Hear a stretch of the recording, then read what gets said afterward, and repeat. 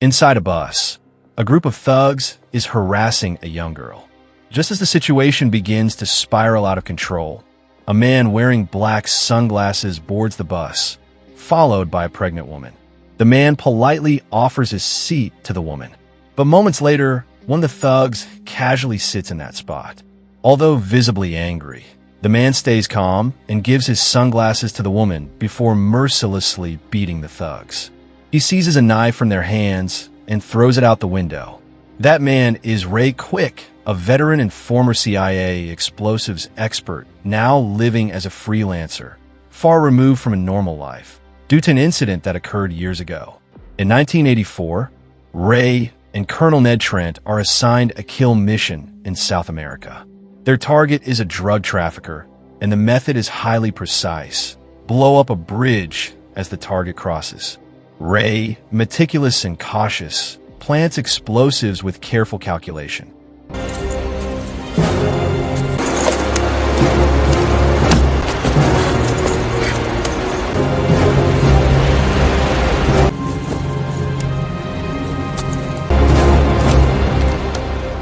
But Trent, reckless and cold-blooded, immediately initiates the detonation. As the target's vehicle approaches, Ray sees through his binoculars a little girl sitting next to the trafficker. He immediately orders the mission aborted.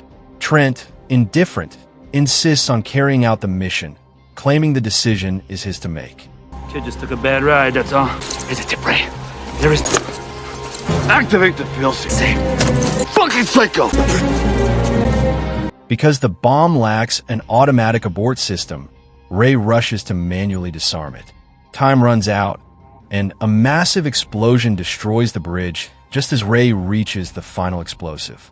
He makes eye contact with the little girl in the car just before it explodes and plummets into the river. You'll never make it.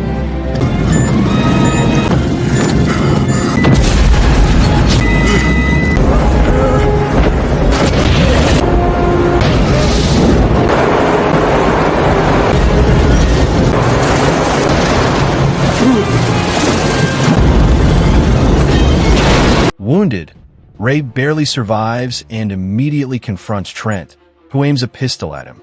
A brutal fight ensues. Ray is shot, but still manages to fight back and subdue Trent.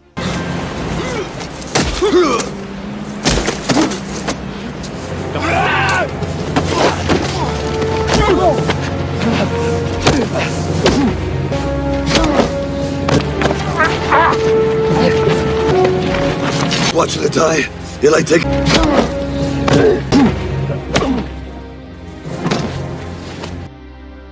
After the incident, Ray reports Trent's actions to the CIA.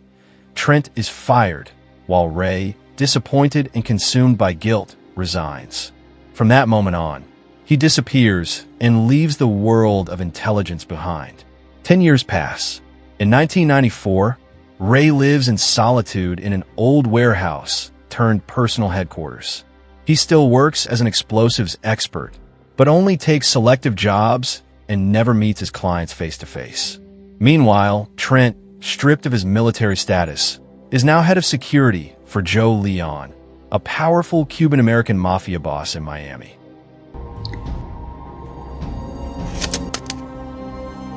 One night, Ray's kill order system suddenly activates. A woman contacts him, requesting help to eliminate 3 men who have ruined her life. Ray refuses, suggesting legal action. But the woman argues that the law has been bought with money and power.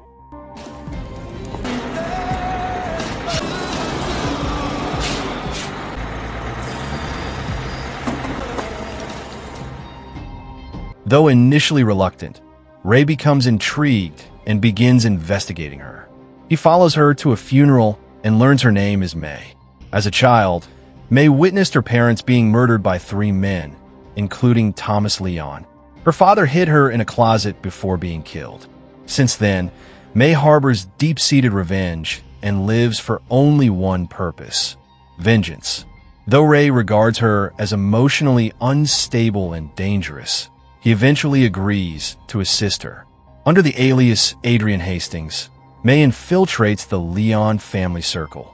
She seduces Thomas Leon with her cold beauty. Meanwhile, Trent, ever suspicious of Ray's emergence, begins to monitor May's actions. Thank you. You're welcome. I've never seen you before.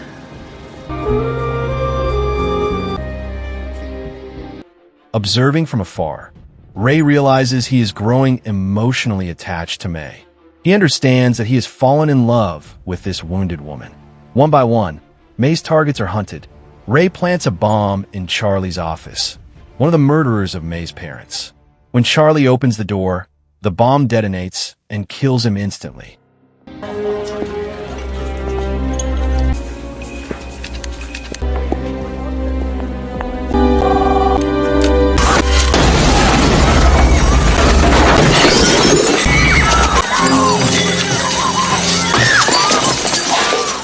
Knowing immediately it's Ray's handiwork, Trent, assigned to investigate, Crab shell, you wouldn't.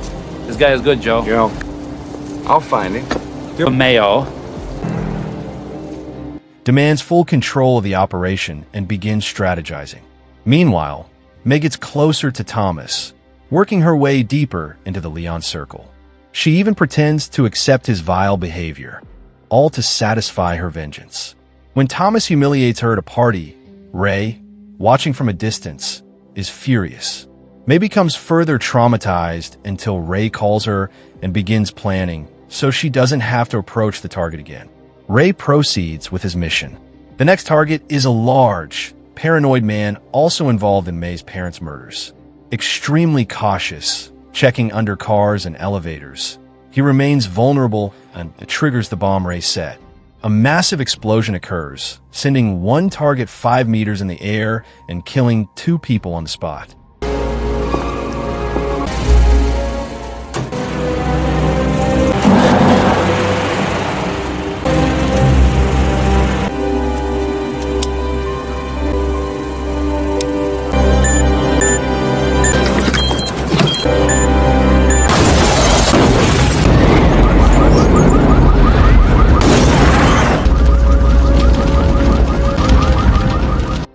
Incensed by the result, Trent storms in, still sarcastic even in fury, proving he hasn't lost his sense of humor. Enraged, he storms into Thomas's villa and slaps May. He orders her to lure Ray out of hiding. Their original arrangement. May gets her 3 bodies, and Trent gets Ray quick. Trent issues May an ultimatum. If Ray doesn't show within 24 hours of the 3rd death, May will be tortured. Unbeknownst to Ray, May has secretly been cooperating with Trent. They struck a deal. Trent would help her get close to Thomas for revenge, in exchange for May helping to capture Ray. But since Ray refuses to meet face to face, May struggles to follow through. I got you inside, buddy. I created. What do you want me to do, Ned? He doesn't want to take a meeting. Ned, you need me. You've outlived your usefulness. Is that possible? Trent warns that if Ray doesn't surface after the 3rd target is eliminated, May's fate will be worse than anything Thomas ever did. At that moment, Thomas arrives and tension surges. He and Trent exchange suspicious, domineering glares. If it weren't for his father, Joe, appreciating Trent's past services, Thomas might have killed him then and there. Unseen by them, Ray has laid a 3rd trap.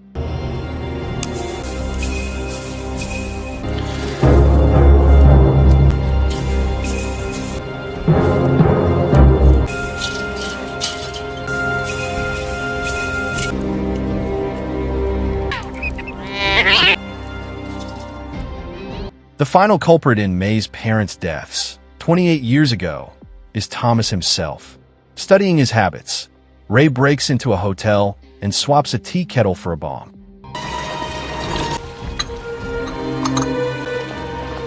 As the bomb is about to go off, Ray sees May enter the room. Panicking, he sprints over, but the place is swarming with Twin Dragons organization members. Just a second.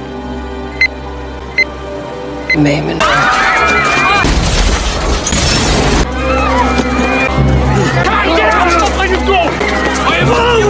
Ray is forced to retreat silently. In the rain, Ray tries calling May from a payphone, but gets no answer. Meanwhile, Trent attends Thomas's funeral. Joe weeps before his son's casket and unleashes rage on Trent.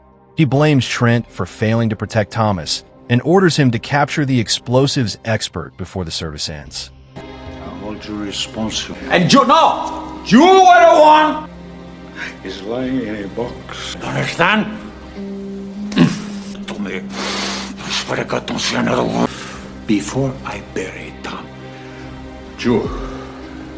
Believing May died in the explosion, Ray is consumed by grief. That night, he sneaks into May's apartment, taking her necklace and stockings as mementos, then leaves. Meanwhile, Trent, aware that May is missing, moves forward with his plan. He fakes news of her death in newspapers and stages a funeral, hoping Ray will show. When Ray returns to his base, he sees a new note from Adrian, May's alias, on their usual comm board. Sensing something amiss, he replies, only to realize it's a trap set by Trent and a bomb squad. Alert and cautious, Ray demands to speak with Trent by phone. Tension spikes as old wounds unleashed. Trent, feeling belittled, grows in rage when Ray calls him a heartless killer and a CIA disgraced loser. Ray ends the call abruptly. He refuses to be drawn into emotional chaos. And I'm still alive. Losing your job as a CIA attack dog. It's like jerking off for you.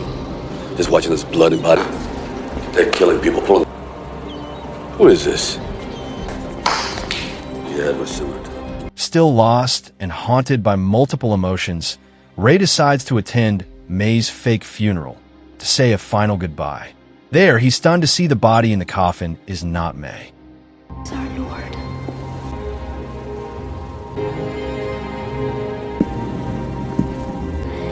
Moments later, the church doors open. May emerges. Ray, overwhelmed, checks she's unarmed. Then they leave together for a hotel, clutching each other in relief and emotion. At the same moment, Trent and his men burst into the church, threatening the priest to open the casket. Realizing May is alive, they spring into action. Open the casket. In casket.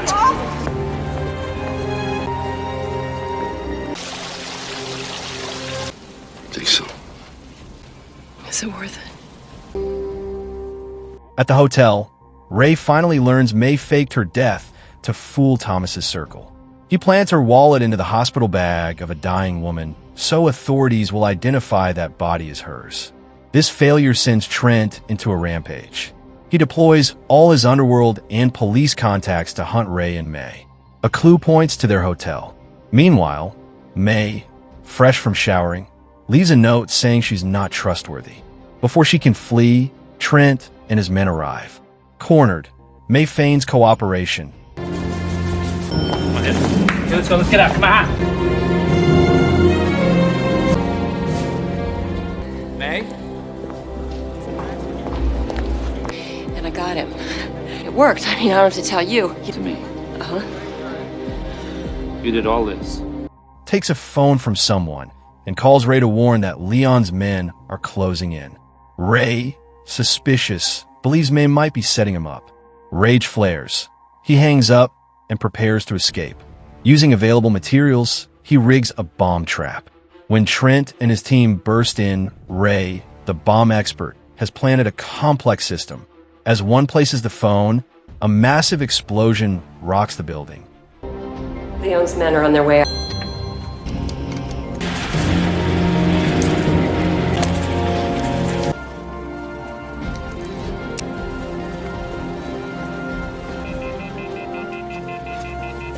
Dial again, or call your hand up and try again. No, hang up and then go. Don't move!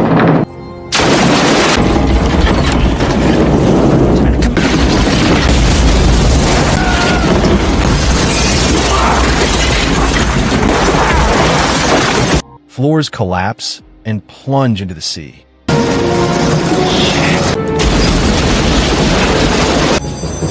Go! Pre-prepared, Ray cuts power and slips into the kitchen, fighting off Trent's goons.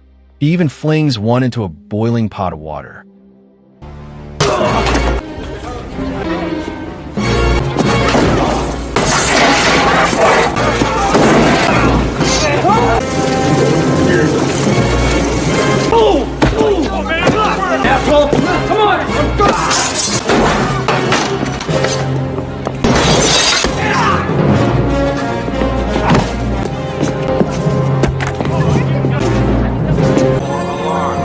Furious, Martin orders the hotel sealed and Ray captured alive. But Ray is more than an explosives expert. He was once Special Forces, incredibly resilient. Ray disappears once again. Desperate, Trent decides to hand May to Joe.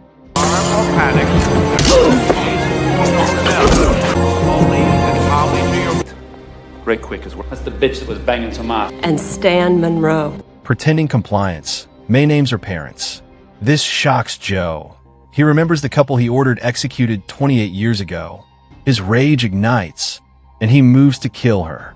Trent stops him, insisting May still has value. With Joe's blessing, Trent orders May to lure Ray out. She calls Ray, convinces him it's urgent. Though wary, Ray agrees to meet at an oceanfront restaurant. Using secret codes, May alerts him it's a trap. Do you remember the fountain? All right. Double M seafood. I'm in every word. And I'll be listening. But if he's in there,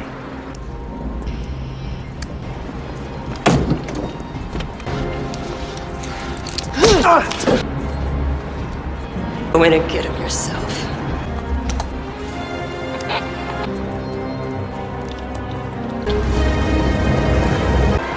Kill her. Ray, prepared, rigs explosives around the pier.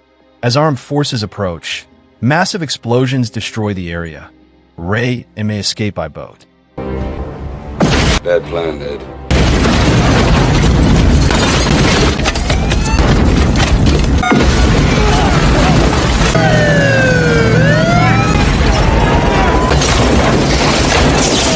what do you think he's gonna top that? Get in there! Come on, go, you chicken shit! Damn it!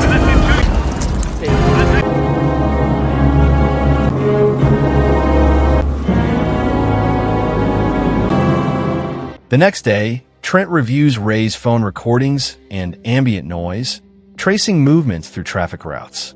He discovers Ray's hideout and raids it with police. Go triangulation. 4 and 4. But he ain't one of them. Look at that. What? Hey, Henry!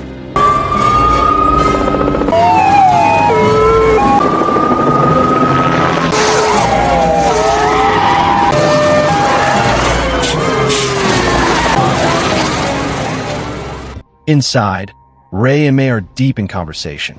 May insists on completing her mission. Joe Leon, the real mastermind, is still alive. Ray implores her to let go of the past, but May stands firm. Before they can flee, police sirens wail. The area is besieged. Ray triggers a self-destruct system that sets off a cascade of traps. Explosions disorient the police and injure Trent's men. Ignition sequence. Code. Top of the world. 1, 2, 3. Controlled. All the explosions at the inner perimeter is breached. I'm afraid to ask. This place is wrecked.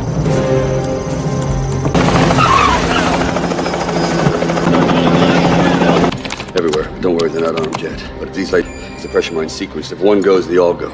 This is good. Nice sneak attack. Do not approach.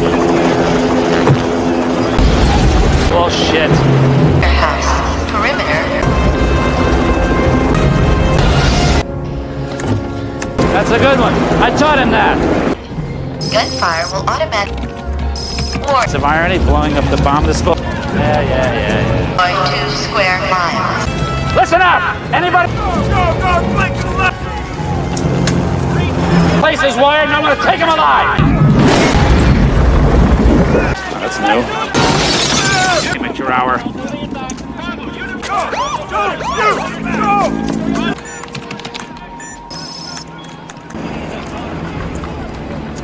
You're crazy. You gotta do everything yourself.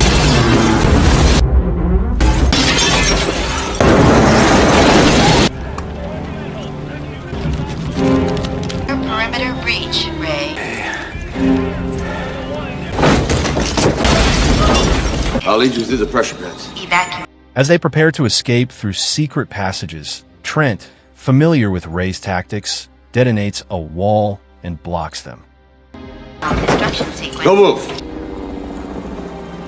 I'm Ray, lose, I win.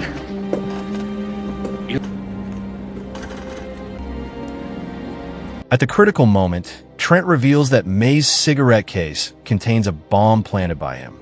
Ray opens it to find a deadly mercury sensor device. Cornered, Trent boasts of his victory and accuses Ray of always wanting to protect others. But in a moment of carelessness, Trent steps on one of Ray's traps and is killed in the blast.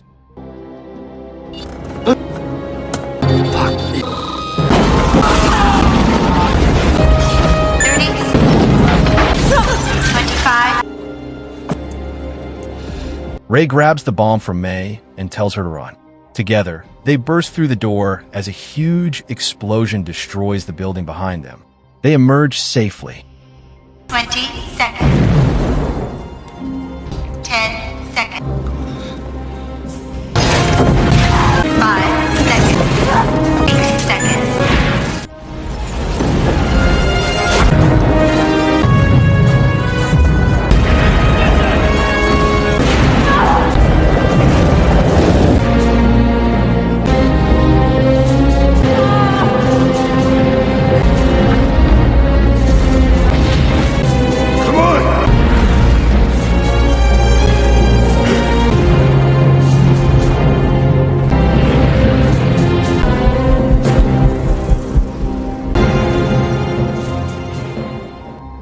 In the final scene, Ray sends Joe Leon a bomb necklace.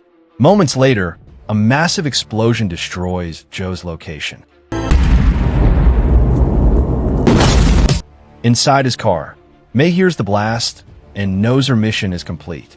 She climbs into Ray's car, and they drive off together, leaving a dark past behind, opening a new chapter of life free from vengeance, violence, and sorrow.